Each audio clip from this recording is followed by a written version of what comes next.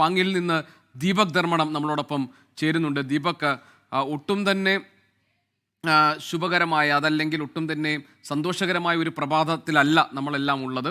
ഇന്നലത്തെ ഈ അപകടത്തിൻ്റെ ആ വേദനിപ്പിക്കുന്ന ദൃശ്യങ്ങൾ നമ്മുടെ മനസ്സിലുണ്ട്. ആ ഒരു ഗ്രാമം ഒന്നാകെ വിങ്ങുകയാണ്. അവർ കണ്ടിരുന്ന, അവരുമായി വലിയ സമ്പർക്കത്തിലുണ്ടായിരുന്ന ഒരു നാടിൻ്റെ അഭിമാനമായി മാറിയിരുന്ന അധ്യാപകരാണ് ഇപ്പോൾ ചേതനയേറ്റ ശരീരങ്ങളായി തിരികെ നാട്ടിലേക്ക് മടങ്ങുന്നത്. അവരൊരു ഉല്ലാസയാത്രയ്ക്ക് പോയതാണ്. എല്ലാ വർഷവും പതിവുള്ളതുപോലെ ആ സ്റ്റാഫ് വെക്കേഷൻ എന്ന നിലയിൽ അവർ പോയതാണ്. അതിനുശേഷം അവർ മടങ്ങി വരുന്നത് വലിയ വേദന കാഴ്ചയായി, നാടിൻ്റെ വേദന കാഴ്ചയായി മാറിയിരിക്കുന്നു. എന്താണ് ദീപക് പാങ്ങിലെ നിലവിലെ സാഹചര്യം? എന്തൊക്കെ വിവരങ്ങളാണ് ഇപ്പോൾ അവിടെ നിന്ന് നൽകാനുള്ളത്? ഗോപി, ഒരു ഉല്ലാസയാത്ര, അതിൻ്റെ അന്ത്യത്തിൽ ഒരു നാടിനെ ആകെ കണ്ണീരിലാഴ്ത്തിക്കൊണ്ടുള്ള ഒരു ദുരന്തം. അതാണ് വാൾപ്പാറയിൽ നിന്നും ഒരു ഫോൺ കോളിലൂടെ ഈ പാങ് എന്ന ഗ്രാമത്തിൽ, മലപ്പുറത്തിൻ്റെ ഒരു ഉൾനാടൻ ഗ്രാമമാണ് പാങ്, ആ പാങ്ങിലേക്ക് എത്തിയത്. ഒരു പക്ഷേ പാങ്ങിന് താങ്ങാവുന്നതിലപ്പുറത്തെ വലിയ ദുരന്തമാണ്. നമുക്കതുകൊണ്ട് തന്നെ ഈ ചേതനയേറ്റ ശരീരം എത്തുന്നത് കാത്തു നിൽക്കുന്ന മനുഷ്യരുടെ മുഖത്ത് നോക്കിയാൽ അറിയാം എത്രമേൽ അവർ ദുഃഖത്തിലാണ്. കാരണം ഒരു വലിയ സന്തോഷത്തിലായിരുന്നു, ഒരു അവധിക്കാല ആഘോഷത്തിൻ്റെ ഒരു സന്തോഷത്തിലുള്ള യാത്രയായിരുന്നു. അതിനിടയിലാണ് ഇങ്ങനെയൊരു ദുരന്തം വാൾപ്പാറയിൽ എത്തുന്നു. അത് നേരെ ഈ ഗ്രാമത്തിലേക്കാണ് വന്ന് പതിയുന്നത്. നമുക്കിപ്പോൾ ദൃശ്യങ്ങൾ കാണാം. ചേതനയേറ്റ ശരീരങ്ങൾ വയ്ക്കാൻ വേണ്ടിയുള്ള ഫ്രീസറുകളാണ്. അതിൻ്റെ ഒരുക്കങ്ങളുടെ ക്രമീകരണങ്ങൾ നടത്തുകയാണ് സ്ഥലം MLA കൂടിയായ മഞ്ഞളാംകുഴി അലി. ഇവിടെയുള്ള പൊതുപ്രവർത്തകരാകെ ഇന്നലെ ഉറക്കമില്ലാത്ത രാവായിരുന്നു അവർക്ക്. കാരണം അവർക്ക് ഒന്ന് ആശുപത്രിയിലുള്ളവരുടെ ചികിത്സ, അതിനുള്ള ക്രമീകരണങ്ങൾ, മറ്റൊന്ന് അവിടെ നിന്നും ബോഡി ഇങ്ങോട്ടേക്ക് എത്തിക്കൽ, ഇങ്ങനെയുള്ള ഓരോ കാര്യങ്ങളായിരുന്നു. ഒരുപക്ഷേ ഗോപിയുടെ നാട് കൂടിയാണ് മലപ്പുറം. കഴിഞ്ഞ കുറച്ച് വർഷങ്ങളായി മലപ്പുറത്തെ വിടാതെ പിന്തുടരുകയാണ് ദുരന്തങ്ങൾ. നമ്മൾ കരിപ്പൂർ ദുരന്തം കണ്ടു, അത് കഴിഞ്ഞ് താനൂർ ബോട്ട് അപകട ദുരന്തം കഴിഞ്ഞു, അത് വാൾപ്പാറയിൽ തമിഴ്നാട്ടിലാണ് അപകടമെങ്കിലും അത് എത്തിയിരിക്കുന്നത് നമ്മുടെ മലപ്പുറത്തുള്ള ഒരു താങ്ങാനാവാത്ത ഒരു നാട്ടിൻപുറമാണ്. ഈ നാട്ടിൻപുറത്തിന് താങ്ങാനാവാത്ത ഒരു ദുഃഖം. മഞ്ഞളാംകുഴി അലി നമ്മളോടൊപ്പം ചേരുകയാണ്. ഇന്നലെ മുതൽ അദ്ദേഹം ഇവിടെ തന്നെയുണ്ട്, ഈ നാട്ടുകാരോടൊപ്പം ഉണ്ട്. ഒരുപക്ഷെ ഒരു സാധാരണ നാട്ടിൻപുറം, ആ നാട്ടിൻപുറത്തിലെ ഒരു ചെറിയ LP സ്കൂളിൽ നിന്നും പോയ ഒരു സന്തോഷയാത്രയാണ് ഇങ്ങനെ ഒരു കണ്ണീർ കടലിലേക്ക് എത്തിയിരിക്കുന്നത്.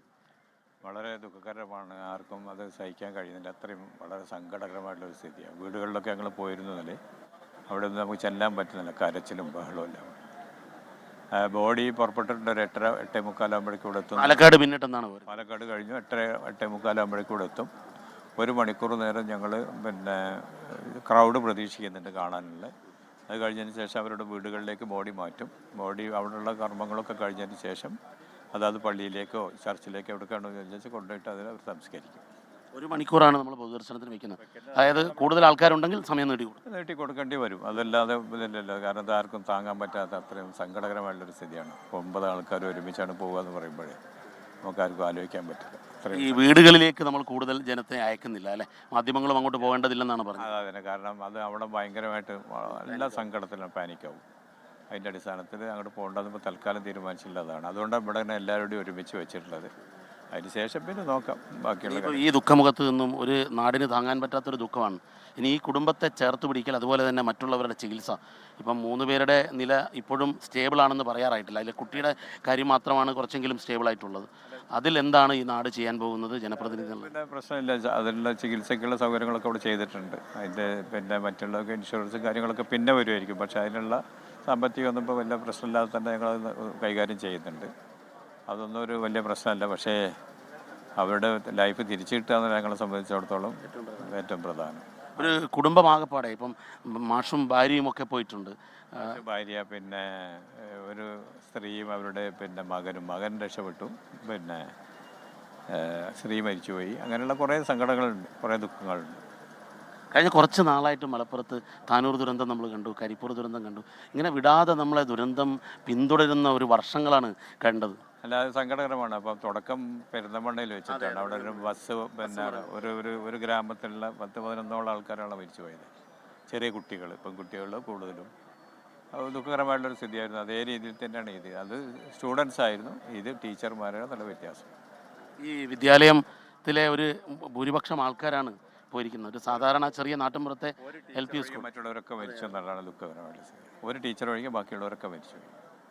ആ സ്കൂളിൻ്റെ ഒരു ദയനീയമായൊരവസ്ഥ ഇനിയിപ്പം ജൂൺ മാസത്തിൽ തുറക്കാൻ പോകുന്ന സമയത്തും താങ്ങാവുന്നതിലപ്പുറത്തേക്കാണ്. ഒരു ടീച്ചർ ഇത് കാരണം അവർ ഹജ്ജിന് പോകുന്നുണ്ട്, അതിൻ്റെ അറേഞ്ച്മെൻറ്റുമായിട്ട് മാറി നിന്നതാണ്. മറ്റുള്ളവരൊക്കെ യാത്രയിൽ പോയി. അവരെല്ലാം അപകടത്തിൽ പെടുകയും. ഈ ആശുപത്രിയിലുള്ളവരുമായി അങ്ങ് സംസാരിച്ചല്ലോ, അവരുടെ ഒരു അല്ല, അവരുടെ ബൈസ്റ്റാൻഡേഴ്സുമായിട്ടാണ് അവരോടുമായി സംസാരിച്ച്. ഇപ്പം ഇന്ന് രാവിലെ 2-3 പ്രാവശ്യം സംസാരിച്ചിരുന്നു. അവിടെ ഡോക്ടർമാർ വന്ന് ഒരു വലിയ ഹെഡൊക്കെ ഉണ്ടല്ലോ, അവരൊക്കെ വന്നതിന് പരിശോധിച്ചതിന് ശേഷം ICUലേക്ക് മാറ്റുമെന്നാണ് അവർ പറഞ്ഞിട്ടുള്ളത്. ഞങ്ങൾ പിന്നെ അവിടുന്ന് പ്രൈവറ്റ് ഹോസ്പിറ്റലിലേക്ക് മാറ്റാനുള്ളൊരു ശ്രമം നടത്തി. പക്ഷേ അവർ പറഞ്ഞത് അതിലൊരു ഇതില്ല ഇപ്പോഴ്, കാരണം പിന്നെ നിങ്ങളെ റിസ്കിൽ വേണമെങ്കിൽ കൊണ്ടുപോകും, ഞങ്ങൾ വേണ്ട ട്രീറ്റ്മെൻറ്റൊക്കെ കൊടുക്കുന്നുണ്ടെന്ന് അവർ പറയുന്നു. അപ്പോൾ പിന്നെ ഞങ്ങൾ അവിടെ തന്നെ വെച്ചതാണ്. നമ്മളിപ്പോൾ 8:30 മണിയോടുകൂടി ഇവിടെ പൊതുദർശനം പ്രതീക്ഷിക്കുന്നത്. അതാണ് നമ്മൾ പ്രതീക്ഷിക്കുന്നത്. 8:30 മാക്സിമം 8:45. Thank you. ഗോപി, ഇതാണ് അവസ്ഥ. സ്ഥലം MLAയുടെ ദുഃഖമാണ് നമ്മൾ കണ്ടത്. ഇത് ഇവിടുത്തെ ഓരോരുത്തരുടെയും അവസ്ഥയാണ്. കാരണം ഒരു സാധാരണ നാട്ടിൻപുറം, വലിയ പരിഷ്കാരികളല്ലാത്ത സാധാരണ സ്നേഹം കൊണ്ട് മാത്രം ജനങ്ങളെ അടുപ്പം സൂക്ഷിച്ച ഒരു പ്രദേശം. ആ പ്രദേശത്തിന് താങ്ങാവുന്നതിലപ്പുറത്തേക്കുള്ള വലിയ ആഘാതമാണ് ഇത് ഏൽപ്പിച്ചത്. കാരണം വാൾപ്പാറയിൽ നിന്നും വൈകുന്നേരം 5:15 ഏതാണ്ട് ഒരു ഫോൺ കോൾ എത്തുന്നു.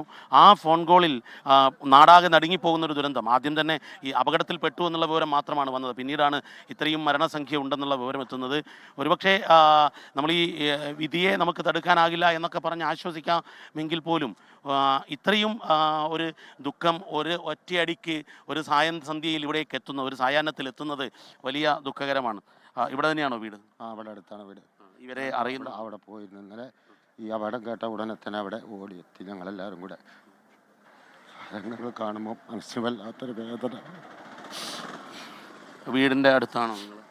എൻ്റെ തൊട്ടടുത്ത വീടിൻ്റെ ഇപ്പോൾ ആ കാണുന്ന ദൃശ്യങ്ങൾ ദീപക് പറഞ്ഞതുപോലെ തന്നെ ആ നാട്ടുകാരുടെ വേദനയാണ് നമ്മൾ കാണുന്നത്.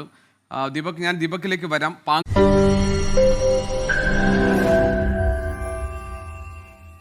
ലോകത്തെവിടെയായാലും ഏത് സമയത്തും 24 വാർത്തകളും ഓഗ്മെന്റഡ് റിയാലിറ്റി പാക്കേജുകളും എക്സ്പ്ലെയിനറുകളും വിശദമായി കാണാൻ ഞങ്ങളുടെ YouTube ചാനൽ നിങ്ങൾക്ക് സബ്സ്ക്രൈബ് ചെയ്യാം.